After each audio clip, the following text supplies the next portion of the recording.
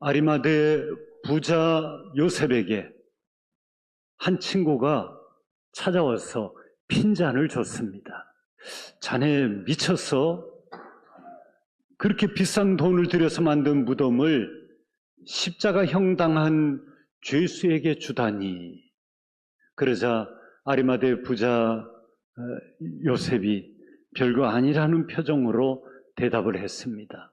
괜찮아. 그분이 주말에만 잠깐 쓰겠다고 했거든.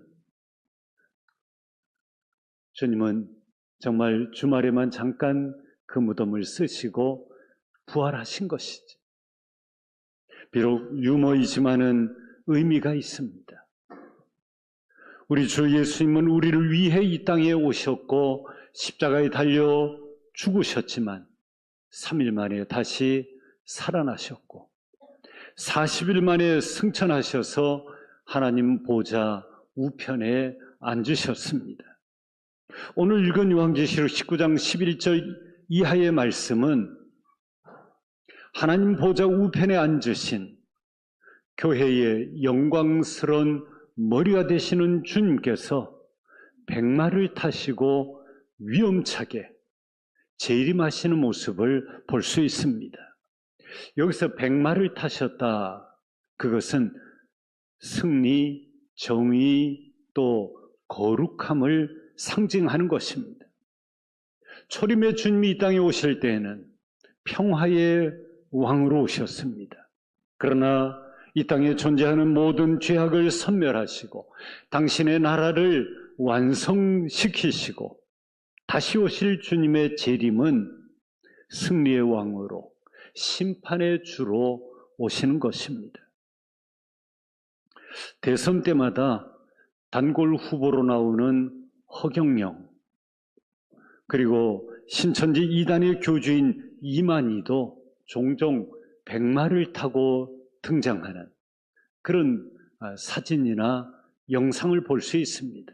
그 이유가 다 여기 계시록 19장에 나오는 재림의 주님이 백마를 타고 나타나시는 이 장면을 따라서 연출함으로 자신이 재림의 주다 이렇게 주장하려고 하는 의도가 깔려 있는 것입니다.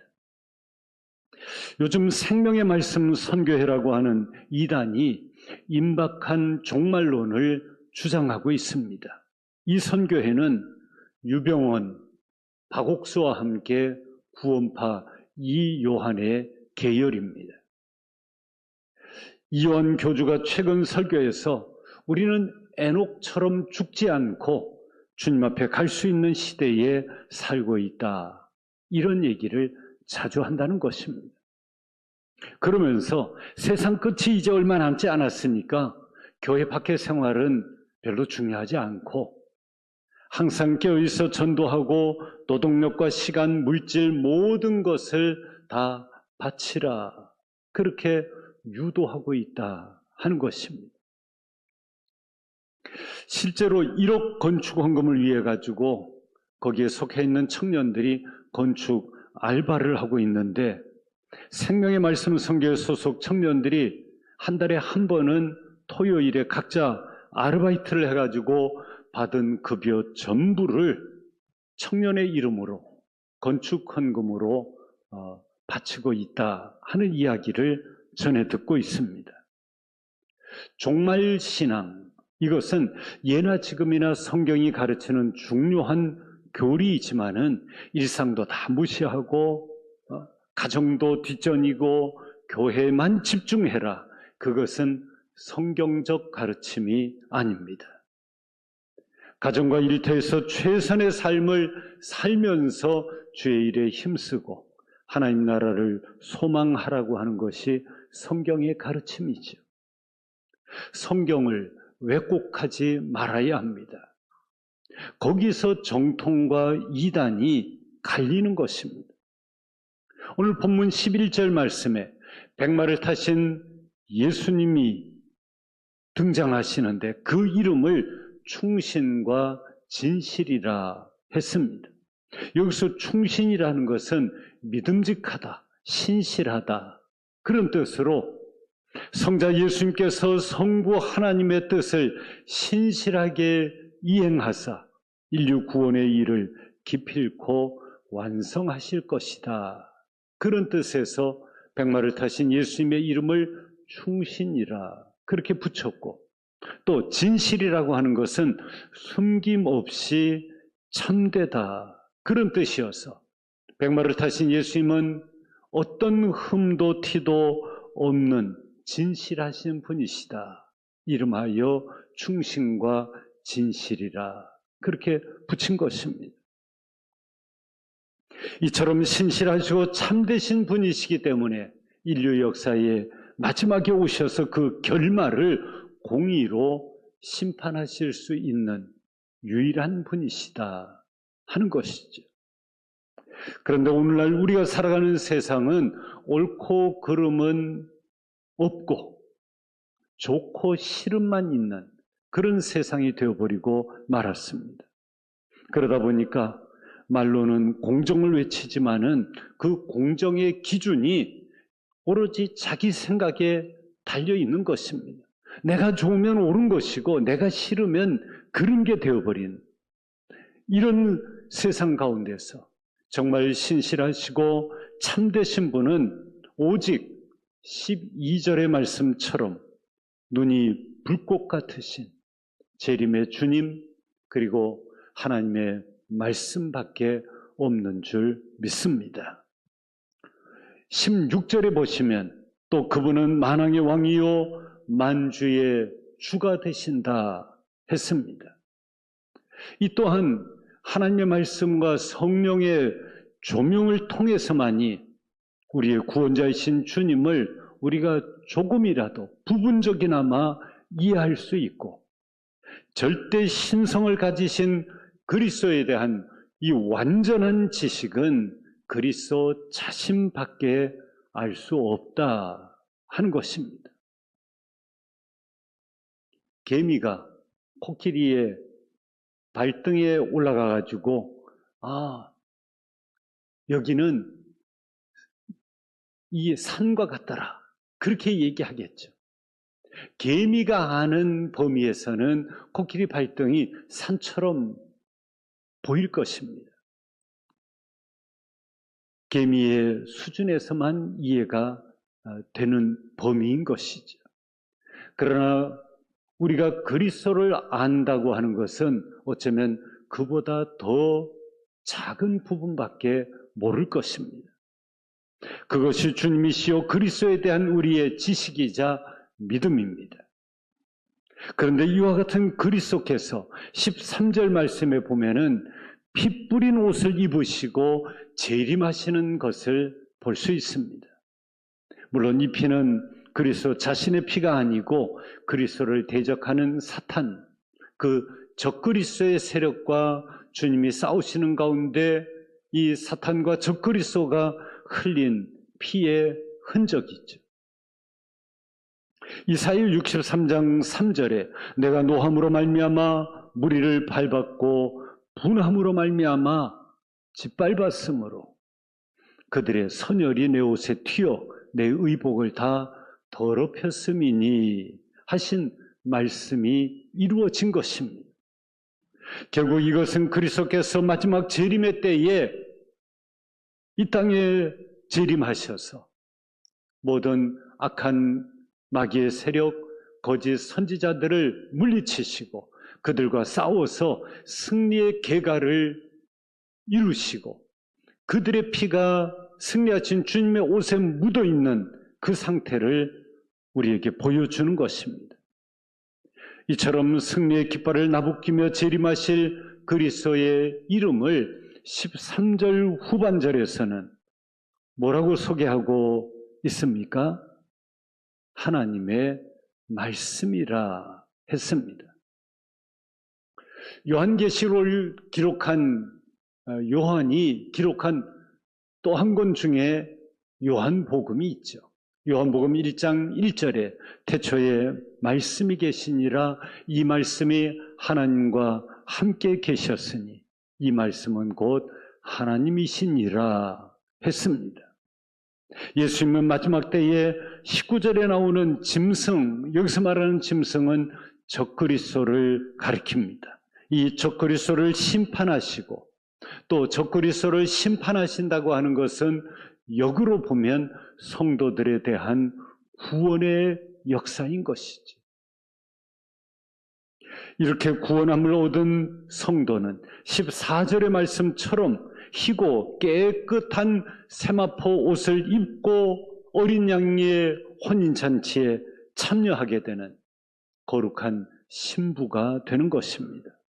신부가 될 뿐만 아니라 동시에 백마를 타고 백마를 타고 오신 주님을 따르더라 했습니다. 그리스도를 따라서 그리스도께서 죄악된 세상을 심판하게 될 그 뒤를 따라가며 승리를 함께 일구고 누리게 되는 그리스도의 군대가 될 것이다 하는 것입니다. 여러분, 이때 얼마나 황홀할까요? 백마를 타신 주님이 오셔서 이제 모든 영적 전쟁을 승리로 일구시고 우리가 함께 백마를 타고 백마를 타신 주님을 따라가는 그리스도의 거룩한 신부요 그리스도의 군대가 되어서 그 승리를 맛볼 때에 그 기쁨은 세상의 그 어떤 기쁨과 비교할 수 없을 것입니다.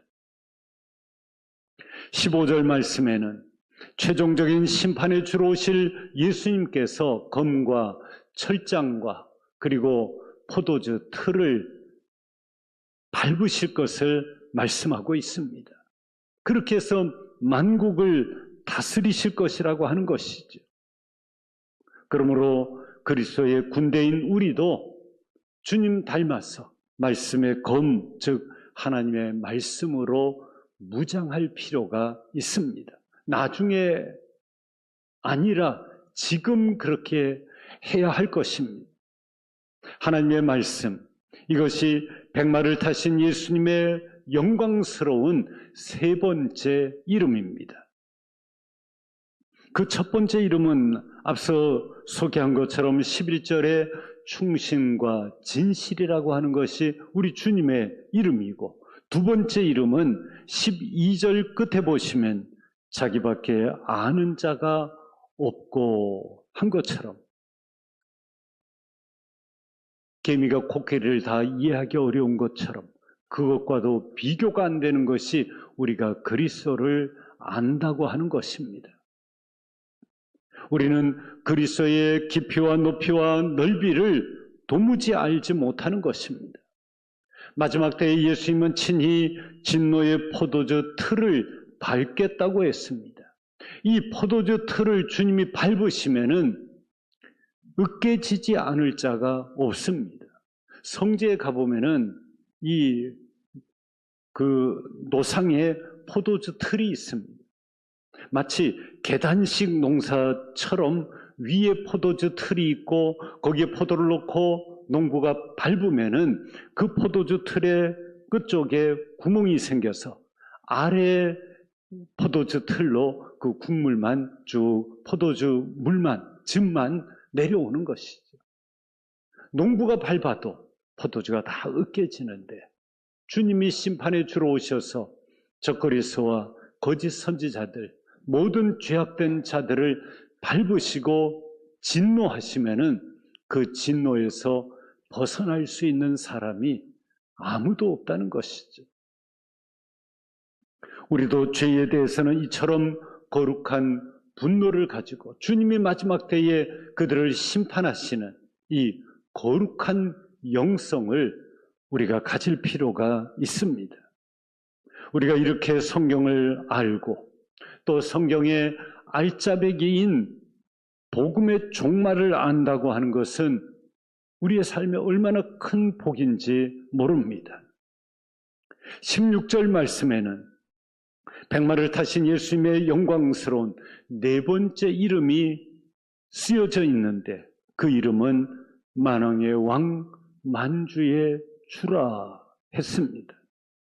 만왕의 왕 만주의 주가 되시는 예수 그리스도의 심판을 통해서 주님의 왕권 그리고 주권이 미치지 않을 것이 한 곳도 없다 하는 것입니다.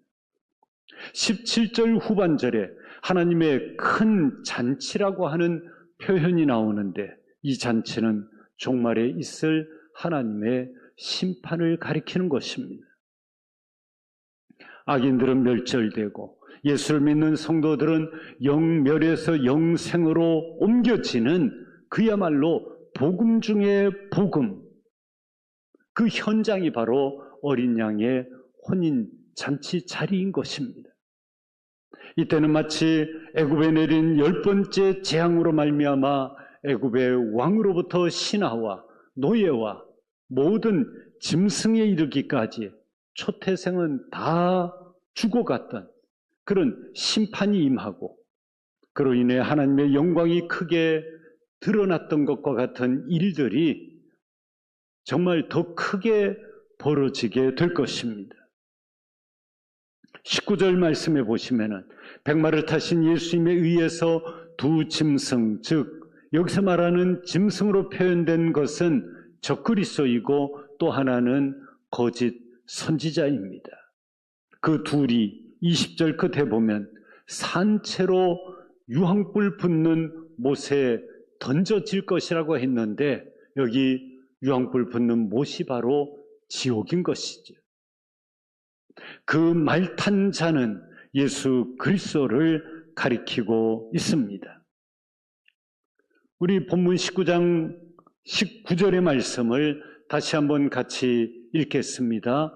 또 내가 보매 그 짐승과 땅의 임금들과 그들의 군대들이 모여 그 말 탄 자와 그의 군대와 더불어 전쟁을 일으키다가 에스겔서 38장과 39절의 예언 가운데 인류 최후의 전쟁으로 곡과 마곡의 전쟁이 있을 것인데 그리스도의 재림에 앞서 발생할 성지에 대한 대대적인 침공이 미래에 나타날 것이다 하는 그 예언의 성취라고 보아야 할 것입니다. 아마겟돈 전쟁은 역사상 그 어떤 침공도 이와 같은 사례는 찾아볼래야 찾아볼 수가 없습니다. 오늘 본문에 나오는 전쟁이라고 하는 단어는 바로 그 유명한 아마겟돈 전쟁을 의미하는 것입니다. 여기 아마겟돈 전쟁은 갯돈 때문에 벌어진 전쟁이 아니라 마지막 때에 일어날 사탄의 하수인인 적그리스도 그리고 거짓 선지자가 하나님과 그의 신부된 군대를 대적함으로 일어난 재림 예수님과의 최후의 영적 전쟁이 아마겟돈 전쟁인 것입니다. 세상에 나와 있는 아마겟돈 전쟁이라는 영화는 성경의 이름만 따왔지 그 내용은 판이한 부분이 많이 있습니다. 아무튼 이 전쟁의 결과는 두 짐승 즉 적그리스도와 거짓 선지자의 멸망으로 맞춰지게 됩니다. 짐승은 잡히고 짐승의 표를 받게 하고 우상에게 경배하게 만들던 거짓 선지자들도 함께 잡혀서 산채로 말탄 자의 입으로부터 나오는 검, 곧 하나님의 말씀에 의해서 심판을 받게 될 것입니다.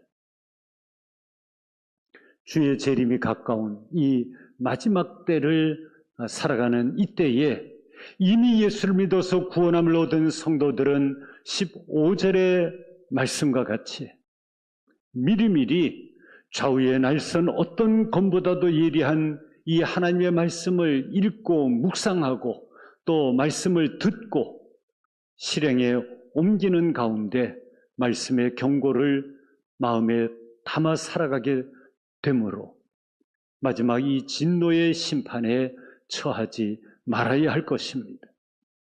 목회를 잘하시고 은퇴하신 연세 많은 목사님이 젊은 목사님을 만나서 이런 이야기를 했습니다.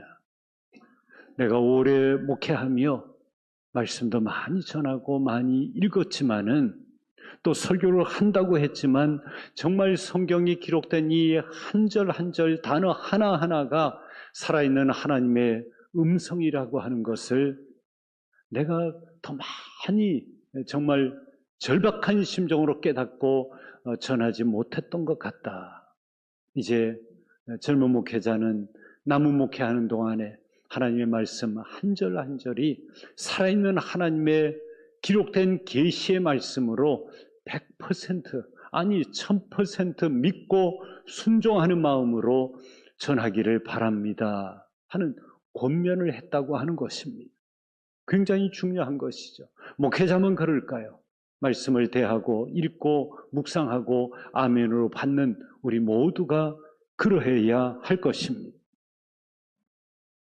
하나님의 기록된 계시의 말씀은 소설도 전설도 아닙니다. 살아있는 하나님의 말씀으로 믿고 그 말씀을 듣고 받고 읽을 때에 말씀의 검이 내 영혼의 죄악된 부분들을 수술해내고 죄악의 암덩어리들을 다 도려내버리고 그래서 복음의 새살이 돋아나는 변화를 입는 이런 주의 긍휼과 자비를 얻어서 살아가게 될 때에 주께서 영광스러운 4가지 이름으로 백마를 타고 오실 그 마지막 날에 우리가 지은 죄에 대한 진노의 보복을 주님으로부터 받을 것이 아니라 예수 그리스도의 흘리신 보혈의 피공로로 말미암는 그리스도의 의를 힘입음으로 19장 8절의 말씀과 같이 빛나고 깨끗한 세마포 옷을 입은 자들에게 주시는 하나님의 나라를 상속받고 또한 상급과 면류관을 받아 누리는 이런 보상의 축복에 참여할 수 있는 우리 은진의 모든 성도가 되시기를 주님의 이름으로 축원합니다. 기도하시겠습니다. 초림의 예수님을 평화의 왕으로 보내신 하나님, 마지막 날에 재림의 주님을 심판의 주로 보내실 것을 요한계시록의 말씀을 통해 알게 하시고 듣게 하시니 감사합니다. 저 그리스도와 거짓 선지자가 들어갈 유황 불못이 아니라 계시록 21장에서 펼쳐질 새하늘과 새 땅, 하나님 나라 천국에 들어가는 은진의 모든 성도가 되게 하옵소서. 우리 구주 예수님의 이름으로 기도하옵나이다. 아멘.